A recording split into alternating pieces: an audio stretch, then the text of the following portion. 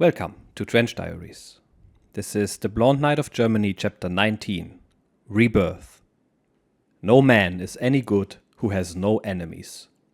Major General Sir Percy Hobart.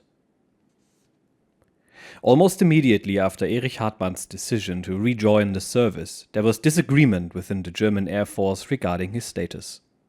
This minor yet significant controversy was to be typical of many subsequent problems that arose bearing adversely on Erich's new career and progress. The character of these difficulties stemmed from the origins and basic philosophy of the new German armed forces, a brief background of which is germane. In the Federal Republic of West Germany, the backlash from the Hitler period heavily influenced the organization of the new armed forces. The German people were apathetic towards the Bundeswehr because they had been given their fill of militarism less than a decade before. Organizers of the new service were at pains to ensure the authority of the civil power over the military as in the British and American establishments. Because of the differences between German political psychology and that of other countries, her new military forces tended to become political in character rather than strictly non-political as in the past. The old system of a professional military caste owing loyalty to the head of state was supplanted with something quite new to German affairs. Officers remained aloof from elected politics in accordance with tradition and usage, but they could now belong to political parties. Over-organization in the direction of civilian control accordingly had its consequences in the officer corps. The appointments, promotions, and the success of officers have tended to be determined by politics as much as professional merit. Damaging things have happened to the new German Air Force through politics and the service being too close. These errors are all too well known to serving officers, and they are discussed with some vehemence with trusted outsiders. In the formative years of the German Air Force, the officer corps suffered badly from political cronyism. An officer who was well connected politically and in favor in high places could hardly go wrong during the first years, while reasons were found to keep out men of merit or sidetrack them once they were in. These measures were necessary to protect the careers of the favored when such careers rested on a foundation other than ability. From the beginning of his second military career, Erich Hartmann stayed clear of the political wire pullers. He was nobody's marionette. He was half expected to join the Christian Democrats on his return to the Air Force. This arrangement appears to have been implicit in the promise made to Erich that he would command the first of the new jet fighter wings, although never directly stated. In his forthright fashion, he made it quite clear when questions were asked that he had no intention of joining any political party. He had never belonged to a political party in the past, and politics had already cost him more than 10 years of his life. This was an unpopular stance in certain quarters. A proposal was then made by the Personnel Office that Erich Hartmann come back in as a captain, since he had been a major for less than 2 months when the war ended, as they quoted. His 10 years in prison as Major Hartmann, exemplifying the correct conduct of an officer, were deemed secondary to contemporary convenience. Officers like Günther Rall, who knew about his proposed induction as a captain, were horrified. The political people were told it was unthinkable that the world's top fighter ace and the only diamonds holder in the new armed forces should come in at a lower rank than he had held in the Second World War. Erich's friends won this little skirmish, although he knew nothing about it at the time. The idea of downgrading him might not have seemed so strange had a penetrating glance been directed behind the scenes. A dominant influence in the personnel section of the German Air Force at this time was an ex-major in the Luftwaffe. He had served as a reconnaissance pilot on the Eastern Front during the war. He knew Erich Hartmann, perhaps a little too well for his own peace of mind. In January 1943, Erich flew fighter protection for this officer on a reconnaissance mission out of Krasnodar to verify the presence of the Soviet Black Sea Fleet in the port of Batum. Soon after they crossed the lines, the Russian flag opened up, and the major flying the reconnaissance aircraft immediately turned his kite around and headed back to base. The fighters completed the Batum mission, which did not end with their report that the Russian ships were still in harbor. A war judge arrived soon afterward to investigate the major's aborted mission. He was relieved of his command and sent back to Germany. He surfaced in the 1950s, ruling on ranks, promotions, and appointments in the postwar German Air Force. Erich rejoined as a major, but this was the beginning of a long sub-rosa effect to make his way hard. Jealousy and pettiness are natural attributes of the incompetent and fearful, but individuals motivated by these base qualities are not drawn to the open challenge of those they hate and fear. The barriers put in Erich's way were nonetheless real on that account. Often he was the victim of his own frustrated reaction to the machinations of nasty little men. Before actually re-entering the service, Erich traced down his old crew chief, Heinz Bimmel Mertens, in Düsseldorf. Bimmel nearly dropped the phone when Erich's familiar, drawling voice reached him from out of the past. They had not spoken to each other for over 11 years, although they had been as close as twins throughout Erich's combat service. Their last words to each other had been as they put the remnants of JG-52 to the torch at Deutsch Brot in May of 1945. There was only one crew chief in the world as far as Erich was concerned, and he wanted Bimmel with him again, if it was possible. He had previously made up his mind not to upset Bimmel's life if his old crew chief had come upon good times. Erich found Bimmel doing well as a civilian. He had a good job with the Düsseldorf Waterworks and 2 children. Joining the Air Force would obviously be a bad move for such a well-established, secure and happy family man, and consequently Erich never broached to Bimmel the question of rejoining the service. The Blond Knight knew he would have to find another crew chief. A week later, Bimmel and all Germany saw the newspaper headlines. "Hartmann rejoins the Luftwaffe," they read. Within a few days of these headlines, Erich had passed his personnel and medical tests. The doctors confirmed that he had recovered well from his prison ordeal. An 8-week language course under US direction gave him basic fluency in English, and he was then ordered to Landsberg for refresher training under USAF instructors. The German armed forces had been actively expanding ever since May 1955, when West Germany officially accepted the October 1954 invitation of the signatory powers to join NATO. The North Atlantic Treaty Organization had been established after the Berlin blockade of 1948 demonstrated the need for concerted defense measures in Western Europe. Germany was a crucial and central element in any such defense system. Flying training for the new German Air Force began at several bases in Germany using American and British aircraft and instructors, while advanced jet training for several hundred German officers was established at Luke Air Force Base near Phoenix, Arizona, by the USAF. During his months of recovery, Erich had flown in a 2-seat Piper Cub owned by a friend to requalify for his light airplane pilot's license. 11 years had passed since his last contact with an aircraft when he approached the little ship, but when he opened the tiny cabin door and looked inside, he had the strange feeling of having flown only the previous day. The little Piper was similar in size and handling to the Storch he had flown so often in wartime. The feel of the controls returned to him immediately. Nothing was missing from his skills as he took her aloft. The glorious roar of the engine was like listening to the voice of a friend previously presumed dead. With the experience behind him, he was eager to recommence military flying when he reported to Landsberg late in 1956. The phenomenon of the lost years, which had struck him so sharply in flying the Piper Cub, also had its impact on his USAF instructors at Landsberg. Fighter pilots in general are vivaciously cocky, and they frequently look younger than other men in the same age group. When Erich Hartmann quietly reported at Landsberg, his American instructors could hardly believe their eyes. The most successful fighter pilot in the world looked no more than 25 years old, despite 1,400 combat missions and 10.5 years in Russian prisons. Under the guidance of a friendly Texan of the USAF, Captain James Magnum, Erich checked out in fine style in the T6 and T-33. The North American T6 trainer, with its 600 horsepower radial engine and 2-bladed propeller, was used as an advanced trainer. The aircraft was a big step up from the Piper, but still far short of the Me-109, in which Erich had spent so many hundreds of hours.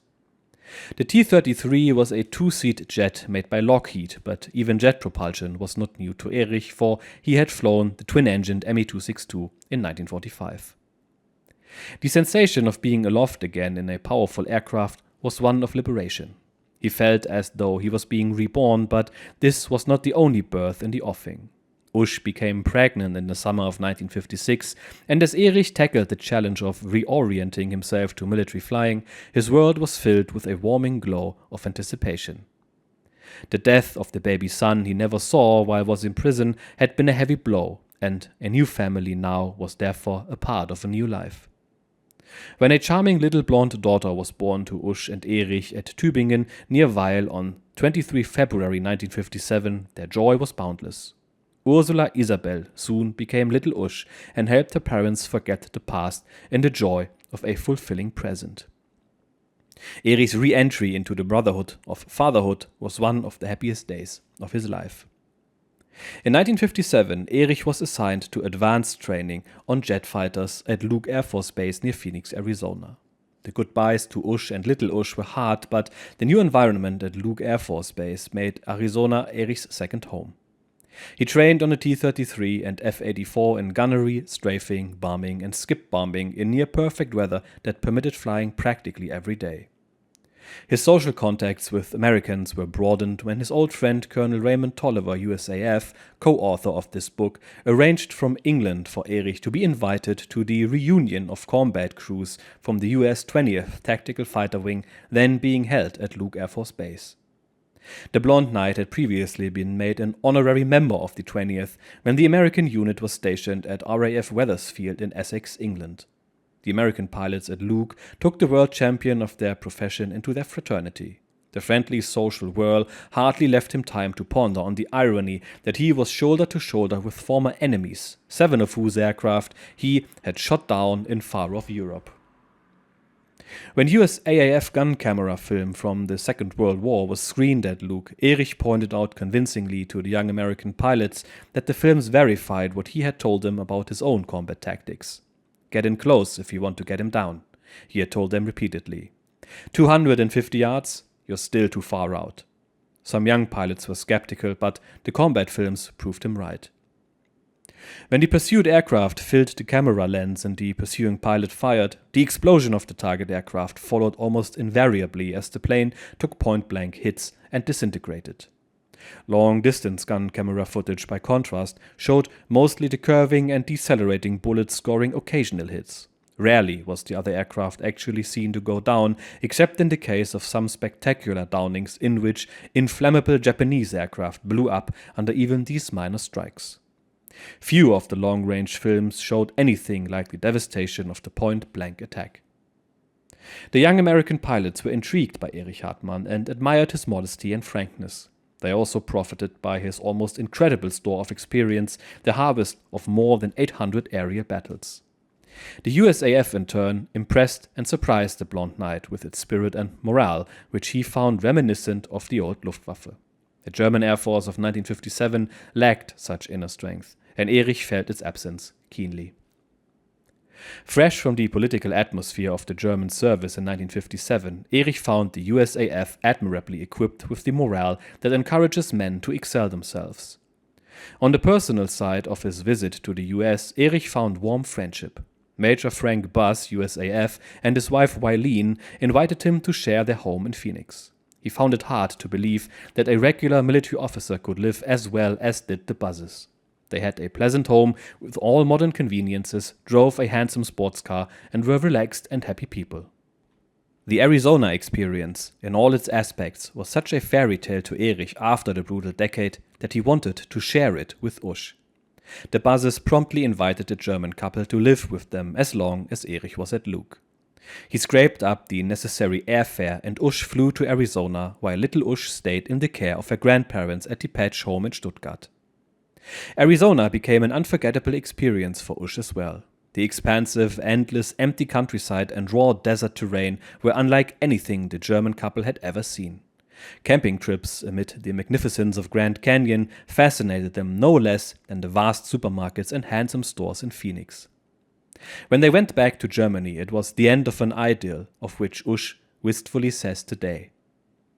It was the nicest time we ever had in our lives. There was not the slightest resentment of us as Germans, and everyone was kind and helpful. We felt completely at home, and it is the only country outside Germany where I would like to live. Frank and Wileen Buzz are the best people we ever met, uncomplicated friends to whom you could feel kinship as to your father and mother. Sometimes, after we returned to Germany, I was homesick for Phoenix, Wileen, and everything and everybody there. Erich's adventures in America were intensely professional as well as having a light side. The F-104 naturally intrigued him as the most advanced weapon system of its kind in the world. He went up to Nellis Air Force Base near Las Vegas, Nevada, where there was an F-104 training squadron, and found out what made the aircraft tick. The American pilots were full of the machine, its speed, performance, climb, weapons when they were on the base. When Erich talked to the same young pilots around the bar off duty, the story was a little different. He asked them why the serviceability ratio was so low, and they told him about some of the difficulties with the F-104.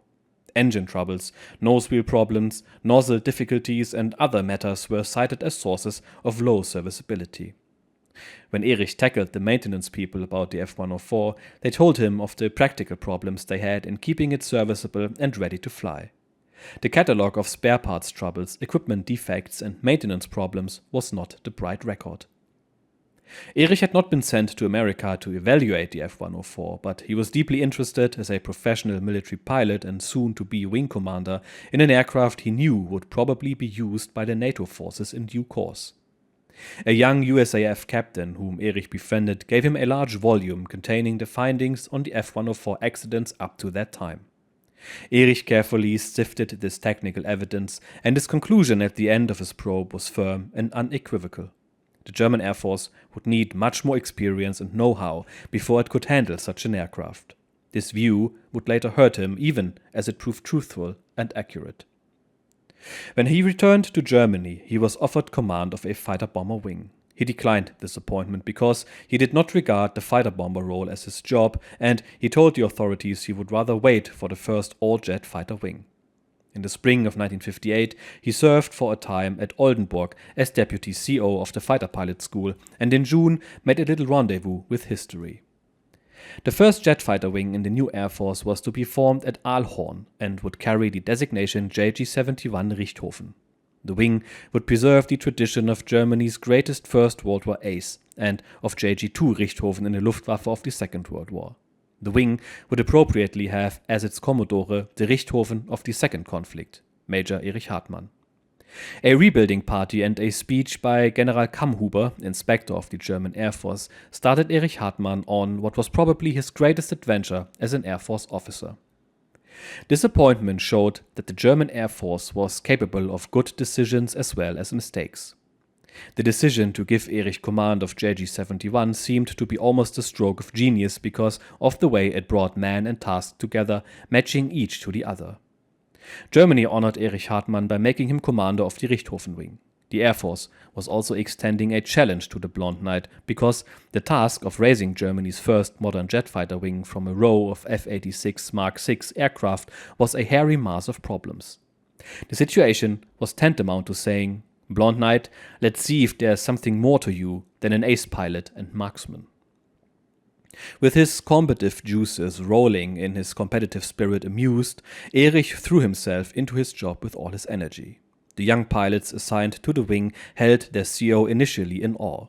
Erich turned their awe into spirit and elan with the quality of his leadership, setting a standard for morale in the new German Air Force. Only in the Second World War, under the great Commodore, like Galland, Mölders, Rabach, Trautloft and Priller, were fighter wings invested with the same kind of spirit. Erich conducted classes, flew continually in the wing's US-built F-86s, and became a leading figure in the Aalhorn Soaring Club on weekends. He taught the young pilots from the Richthofen wing all that his mother had taught him about gliding years before, plus all that he had learned on his own. He located Sigi Graf von der Schulenburg, his old prison mate from Diaterka, in an officers' training school in Hamburg and arranged for his transfer to JG-71 as its executive officer. Erich flew about in a little Dornier consulting with NATO officers and expediting material for his wing. Everyone was inspired to work like the devil for something they felt was bigger than themselves. He built up new squadrons and pounded endlessly on the need for flying experience, and more flying experience. Erich knew the F-104s were eventually coming, and he knew how hot they were. The important thing in his mind was to get as much flying experience as quickly as possible, leaving the more mundane aspects of organization for detailed attention later. He knew that the lives of his young pilots would ultimately depend on how much experience they had when the ultra-sophisticated F-104 came to hand. A superb human element would be needed for handling the F-104G, and he concentrated on the human element, endless training on one side and spirit and morale on the other. He painted JG-71 aircraft with the same spreading black tulip pattern over the spinner that Karaya 1 had worn on the Russian front and with which he had terrorized the Red Air Force. As JG-71 aircraft were overhauled, they were painted with the tulip pattern. The pilots loved this salty link with the past. A visiting general was appalled. He was not a flyer, but a flag officer. "That's paint on those aircraft?" sputtered the flag general. "Yes, Herr General," said Erich. "But only half the planes are painted. The wing looks a mess. We paint them while they are in for overhaul, and that maintains our serviceability ratio. They'll all be painted soon." "Paint costs money, Major Hartmann." "That's perfectly all right, sir. I will pay for the paint myself. The paint marking makes for strong spirit in the wing." Like Kropinski in Russia during World War II, he set up squadron bars for JG-71. After each day's flying, the pilots retired to bars on the base. There, they could relax and talk shop. The new German Air Force wasn't ready, though. Erich's superiors had the bars eliminated under orders. In the German Air Force of today, however, every squadron has a bar, and it is encouraged as a morale builder. Incidents like these involving high officers led to circulation of the theme that Hartmann is not a good officer. Most of the high officers and personnel personages had never flown combat. In some ways, Erich Hartmann might not have been a good officer, but it depended on the viewpoint and background of the critic. Having seen the German officer corps with its pants down in the Russian prisons, Erich knew the normal conceptions of what makes a good officer have no ultimate validity. An old JG-52 comrade was assigned to the Richthofen wing under Erich's command. He was not a man to whom Erich had ever been close, but they had been in Russian prisons together as well as war comrades, and Erich knew that this officer had been badly knocked about in combat. Head injuries had made him something less than he was in the prime of life. This officer occasionally tattled to Erich's superiors about minor infractions of regulations at Aalhorn and was far from loyal to his CO. In a fashion typical of Erich's outlook on life, the Blond Knight made allowances for all that his old comrade had endured. When this officer got drunk frequently and had fistfights with enlisted men, Erich declined to punish him. The general to whom the officer had tattled heard about these things and insisted that Erich punish the battered veteran. The blond man, who had withstood 10 years of NKVD bludgeoning, could not be made to relinquish as a free man what he felt to be an inviolable ethical principle. Punishing a highly decorated officer who had been a hero in war was in itself repugnant, but to punish a man who needed a doctor rather than discipline was to Erich Hartmann absolutely unthinkable. He refused to depart from his stance and punish this decorated comrade. This was deemed further evidence that he was not a good officer. Erich Hartmann's critics were in many cases living a long way from reality, for the German Air Force, like most other military organizations, has its roots in an outmoded concept of what is fitting, right, and efficient. In the atomic age, military leaders still differentiate between peacetime and wartime, and efficiency is all too often everything in neat rows, pressed trousers, saluting, and other frills meaningless and even dangerous in the supersonic era. As a wing commander, Erich Hartmann took advantage of his experience. He ran JG-71 as though the war was on. "So, we don't develop bad habits," he said. He had little use for the parade ground concept of aircraft drawn up in neat rows with lines of men standing with their thumbs above their seams, while peacock officers with no flying experience made ostentatious inspections. Operational readiness, in his view, is made of sterner stuff. Erich Hartmann believes that future wars will grant no time for working up to operational readiness. His approach is therefore operational readiness and dispersal at all times. The German Air Force, more than any other, has good reason to function in no other fashion. When the Luftwaffe smashed the Red Air Force on the ground in June 1941, it was the most complete destruction of an air weapon in history. The Russian planes were lined up parade ground style on fields close to the front. Erich's view was that the German Air Force should not be set up for a similar but far more rapid and destructive stroke in the supersonic age that arrived with the jet and rocket. His refusal to be content with half measures in operational readiness brought him into collision with his immediate leadership, not with generals like Kammhuber who knew their business, but with the professional, inadequate and politically potent officers with whom the Air Force had become loaded. Many of them had been army officers in the war, some had been in the Luftwaffe, but few had flown since 1945, and they were in all respects obsolescent in mind and outlook. The Hartmann psychology was shaped in the fires of Soviet confinement, forged by its rigors and hardened by relentless processes that never touched those who now said that Hartmann was not a good officer. When the NKVD spent a decade trying to destroy a young man who exemplified decent German character, they turned Erich Hartmann in his maturity into a man who defends an honest view bluntly. For 10 years he had clung to truth in the gloom of innumerable bunkers, and no man could now, in the pure air of freedom, extort from him a political yes when the military truth was no. High officers who were living a lie through political pull understandably recoiled from the blunt blond man. Structurally incapable of bending to meet political expediencies, his legacy from a decade of resisting assaults on his character, he was a threat to the emotional security poseurs enjoyed on the neurotic plane. Thus it became politically fashionable to repeat that Erich Hartmann was not a good officer, and promotional suicide to defend him. An officer who knew him in his glory days and was incarcerated with him in Russia explained Erich's approach to incompetent superiors, colonels, generals, or whatever, with this graphic description. He doesn't understand tact. He talks to them as if they were NKVD officers whose thinking processes have been addled by politics. To the young man of his Richthofen wing, he was just the opposite of what he was held to be by those who controlled the chessboard. Like most young people who have grown up since the war, the young pilots had a good nose for a fake and a strong feeling for truth. The Blond Knight was a leader who could push their buttons and turn them on, no mean feat in an age and profession where anyone over 30 is considered burned out.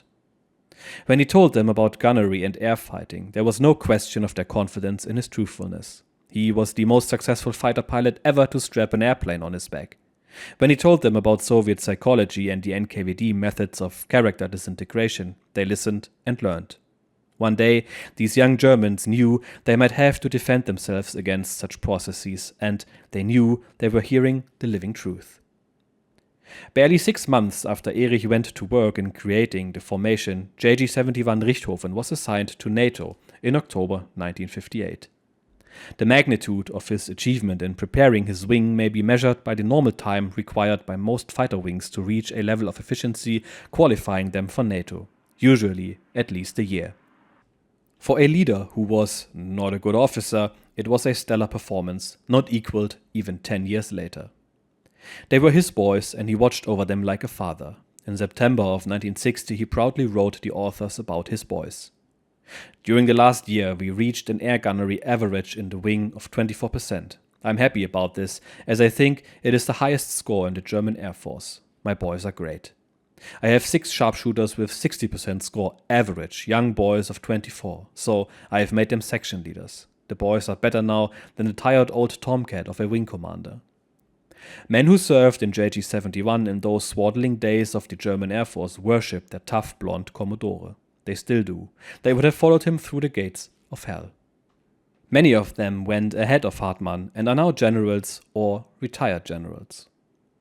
The decision of the German Air Force to buy the F-104 hurt Erich's career, although it should have had the opposite result. His rapport with higher leaders who were thorough and competent professionals was excellent. He liked and admired General Kammhuber, the first inspector of the Bundesluftwaffe, and respected his abilities and achievements. The same is true of his relationship with General Steinhoff and General Rall, both of whom have headed the Air Force.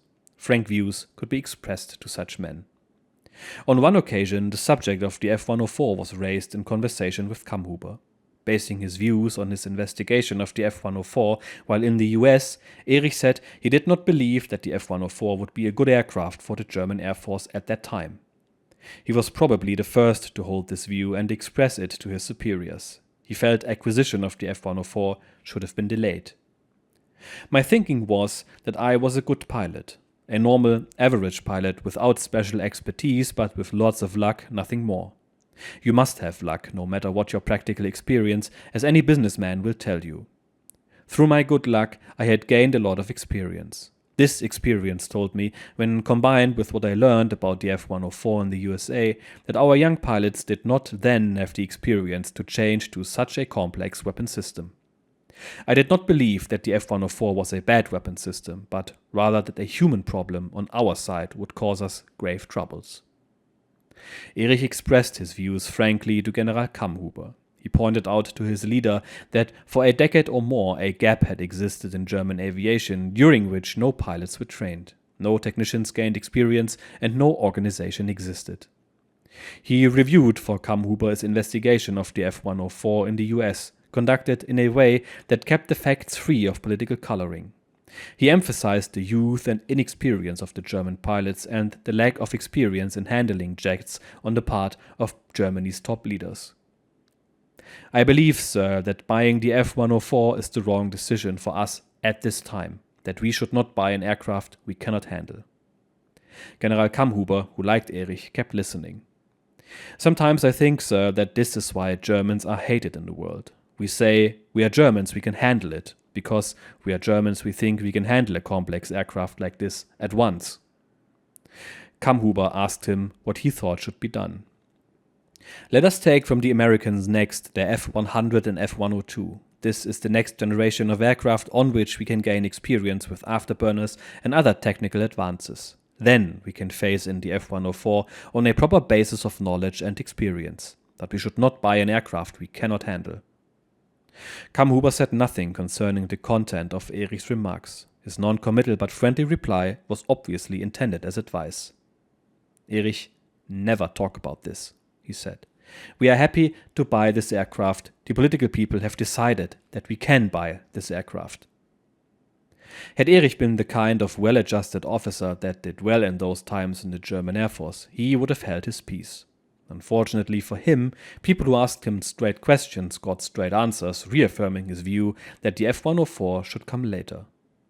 Through the channels of whisper and hearsay, his views on the F-104 filtered back to the political areas and there reinforced the popular concept that he was not a good officer. The disastrous experience that ensued with the F-104 in the German Air Force verified tragically and expensively that Erich Hartmann's practical analysis had been accurate. The F-104 crashes continued until command of the German Air Force passed, almost in desperation, to Johannes Steinhoff in 1966. One of the Me-262 jet aces from the Second World War, Steinhoff also had his share of problems with politicians in Germany. Despite a brilliant war record in combat and command and his demonstrated organizational gifts, political opposition to him arose ostensibly because of his badly burned face, a souvenir of his 1945 jet crash. The real reason his appointments were resisted was that he was and is a general who knows his profession right through. Good sense and logic eventually prevailed when he was given his first major assignment as Germany's representative on the NATO Standing Committee in Washington. He made an indelible impression on everyone who met him, and his burned face proved no impediment to the exercise of his dynamic personality and intelligence in Germany's behalf. When the political powers were compelled by conditions to turn to him in the fall of 1966 to take over as inspector, it was due largely to his leadership and to his insistence on authority to go with his responsibility that the starfighter crisis was overcome. Significant steps in the reform of the F-104 program undertaken by Steinhoff included heavy emphasis on training and flying experience, the course that Erich Hartmann had followed to his own professional detriment during the raising of JG-71. In a slashing vindication of the Blond Knight's foresight, the first 16 pilots he trained in the Richthofen wing are all alive today, save one. The boy who was lost was an F-104 test pilot. He was caught in a heavy ground wind on takeoff, and his death was due neither to pilot error nor to a defective machine. The other 15 are not only still alive, but most of them have between 800 and 1000 flying hours in the F-104. Between Erich's warnings concerning the F-104 and the vindication of his analysis, he became the target of an incredibly petty vendetta by a general who is best left nameless. He was not an officer who had flown in wartime. Military flying officers in Germany hold pilot's licenses, which are routinely renewed when they are on active duty. The procedure is little more than filling out the necessary documents and submitting them with the license for validation.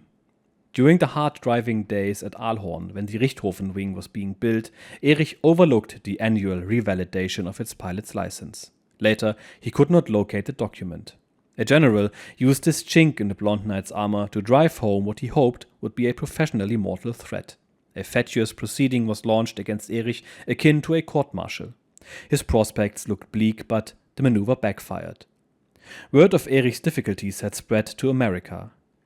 General Panitzky, who had replaced General Kamhuber as inspector of the German Air Force, was in Washington at the time. A retired American fighter officer asked him point-blank if the Bundesluftwaffe was really serious in proceeding against Hartmann, who had stood up for Germany for 10 years in Soviet jails. The embarrassed Panitzky merely replied with the stock phrase, "Erich is a good pilot, but not a good officer." Soon afterward, military judges ruled on the matter and Erich Hartmann was absolved of blame. The damage had nevertheless been done through a sort of character defamation. Too many people had heard the first part of the story, but never heard how it ended. He was relieved of his command of JG-71 Richthofen and transferred to a staff headquarters at Port Swan, near Cologne. Forthrightness and honesty placed Erich Hartmann outside the political mainstream that carried many lesser but more diplomatic men to high rank. He lived for years in relative obscurity as a tactical evaluation specialist and watched young men he had trained in JG-71 promoted to colonel ahead of him. He got great satisfaction from the success of any of his boys. His allies have always included senior officers who admired him and valued his work, but their efforts to get him promoted to colonel were consistently turned down until mid-1968. By that time, he had been nearly 8 years a lieutenant colonel, and his retention in that grade as the most highly decorated officer in the German armed forces had become more than a little unseemly. Although sometimes discouraged and occasionally bitter, he never lost his sense of humor or his overriding philosophy that all men's doings are kismet. Politicians he continues to view without rancor as a sort of essential nuisance. "Politics makes strange bedfellows," he told the authors in 1966, "if you get into bed with them." His analytical faculty and ability to write good reports found scope in the tactical evaluation job. Those who know him and his scene generally agree with that the German Air Force did not quite know what to do with him, how to turn his world status to good account, and above all, how to harness the tigerish energy that still burns within the old tomcat. An incorrigible individualist, he has ennobled his life with an inborn sense of fairness, justice, and honesty. He is a heroic man whose faults, if they be understood aright, are but manifestations of a surpassingly positive personality. The Blond Knight's hair is beginning to turn brown, and heavy lines are working their way into his handsome features. His face is his escutcheon, like the emblazoned shields borne by his medieval predecessors. The record of all his battles in life is etched there, his victories and defeats, his triumphs and tragedies.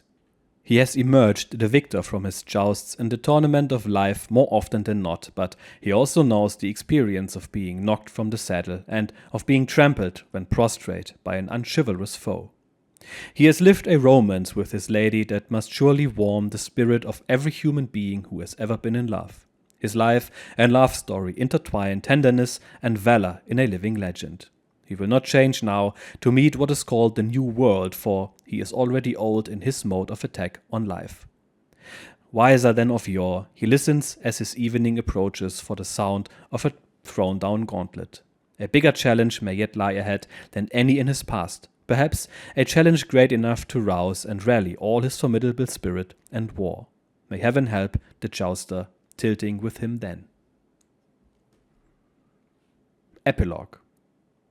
Shortly after this book was first published, Colonel Erich Hartmann retired from active duty and returned to his old home village. His friends Dietrich Rabak and Walter Krupinski, along with Günter Rahl, all of them generals, had begged him to soften his stand in the military. They urged him to be more tactful and to stay in the Luftwaffe, where he would be promoted to general officer status. Others of his admirers tried to influence him as well, but the strong convictions of Hartmann were inflexible. He relied on his battle-tested formula, see, decide, attack. His decision had been made and he declined to change. He believed his duty as an officer was to advise his superiors correctly and factually as he saw each point in question.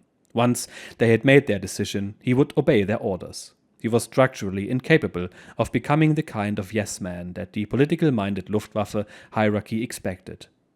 Taking the honorable way out, he accordingly requested retirement. He is now Oberst A.D. Erich Hartmann.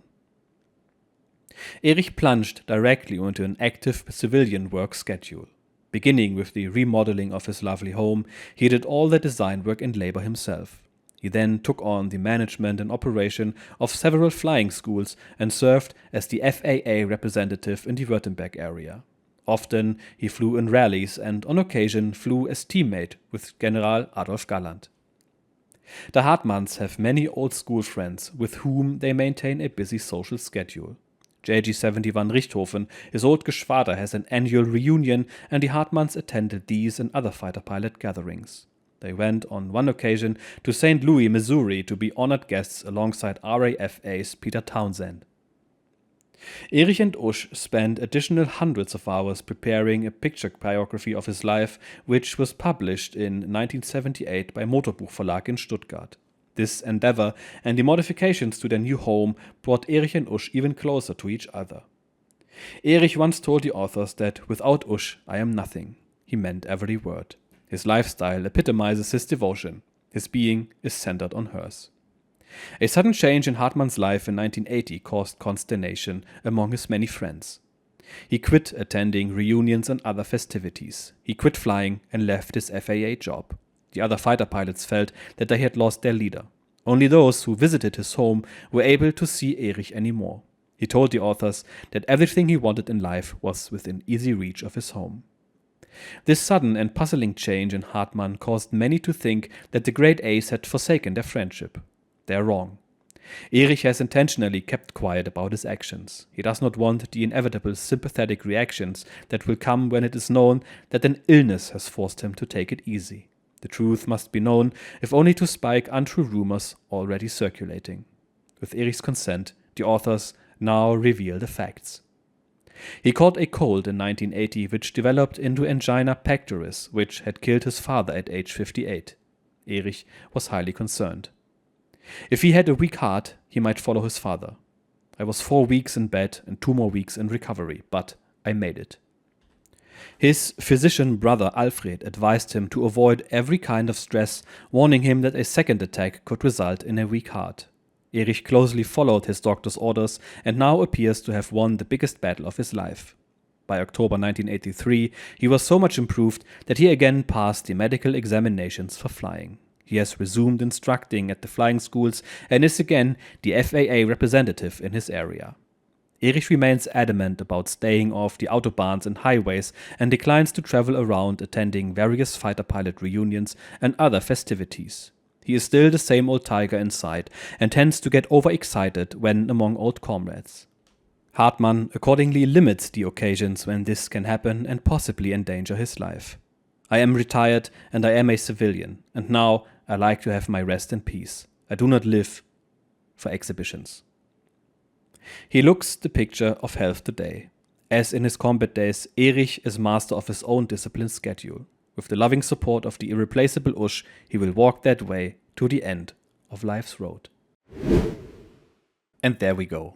This was The Blond Knight of Germany, the story of the most successful fighter pilot of all time.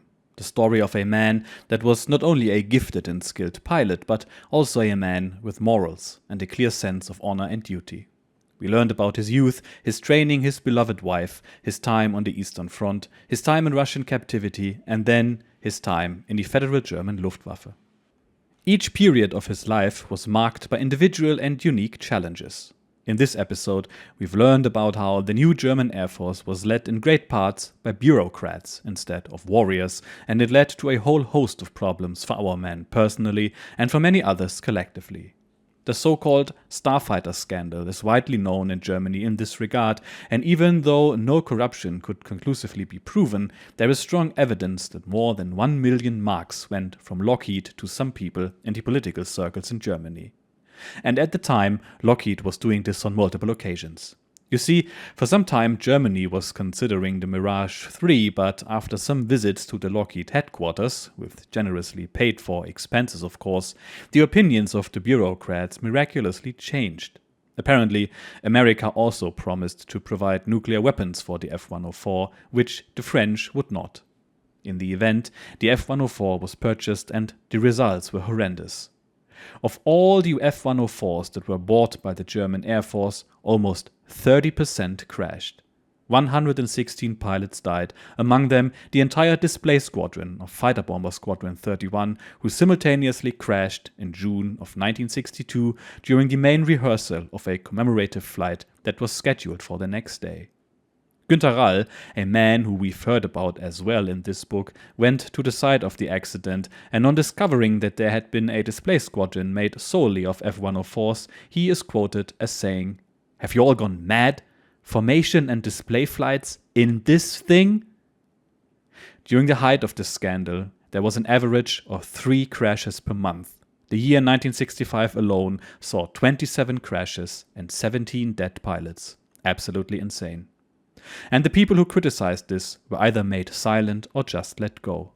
General Werner Panitzky, again someone we've met in this book, was let go as the Inspector General of the Air Force in 1966 after he stated publicly that the decision to buy the F-104 had been purely political and nothing more. Now, keep in mind the F-104 wasn't a bad aircraft. On the contrary, I've read a couple of books written by ex-starfighter pilots and all of them loved it. It was, at the time, an advanced aircraft with absolutely mind-blowing kinetic performance, but indeed, the young German Air Force was unable to handle it, as Erich said. It lacked trained mechanics, spare parts, and the organizational circumstances to make it work. For example, the Air Force wanted the F-104 to be a dual-mission aircraft. It was supposed to be an interceptor and a fighter bomber at the same time. And at the time, all the aircraft were generally parked outside and not in shelters or hangars, which wreaked havoc among all the electronics. Either way, this is all in the past, and Erich was lucky to live happily ever after with his beloved wife. Erich Alfred Hartmann died on September 20th, 1993, in his hometown in southern Germany. He was 71 years old. I visited his grave a few months ago, and he is laid to rest in a very nice little cemetery together with his wife.